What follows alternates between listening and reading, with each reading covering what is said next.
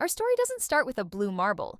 It starts 4.6 billion years ago in a chaotic construction zone called the solar nebula. A massive cloud of gas and dust collapsed under its own gravity, sparking the birth of our sun.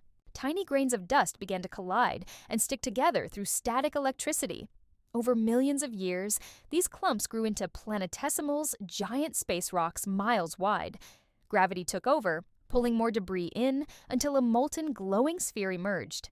The infant Earth. If you stood on Earth back then, you wouldn't find water or air.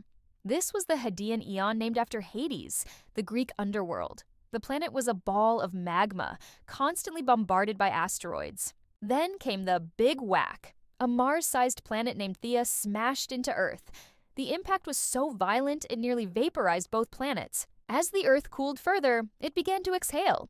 Volcanoes released water vapor, carbon dioxide, and nitrogen. These torrential rains filled the basins of the crust, creating the first oceans. By 3.8 billion years ago, the stage was set. Thanks for watching. If you want to see what happened next, hit that subscribe button.